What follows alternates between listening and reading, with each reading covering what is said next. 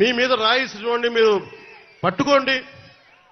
ఎదురుగా పొడిచిన వ్యక్తినే ఈ రోజు వరకు మీరు పట్టుకోలేదు. జైలు నుంచి అతను బెయిల్ ఇప్పించారు 5 సంవత్సరాల తర్వాత. కోడికత్తి వ్యక్తినే.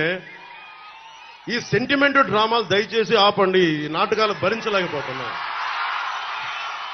భరించలేకపోతున్నాం. నేను వచ్చేటప్పుడు నా మీద బోల్డెన్ రాళ్లు పడతా ఉంటాయి. మనకి పీఆర్పీ టైంలో నేను ఖమ్మం వెళ్తా ఉంటే నా మీద రాళ్ల వర్షం. మా వాళ్ళందరికీ మోకాళ్ళు ఇరిగిపోయినాయి, నాకు ఈపుల మీద రాళ్లు పడ్డాయి. ఆ రోజున చెప్పుకోవడానికి మీడియా కూడా లేదు. మొత్తం కరెంట్ ఆపేశారు రాజశేఖర రెడ్డి గారి ప్రభుత్వం. మరి దెబ్బలు తిని మేము వచ్చాం. నా స్టేజీలు కూల్చేశారు. కాదు, నేను ముఖ్యమంత్రి కొడుకుని కాదు కదా, ముఖ్యమంత్రిని కాదు కదా. మన కథలు ఎవరికి తెలియవు.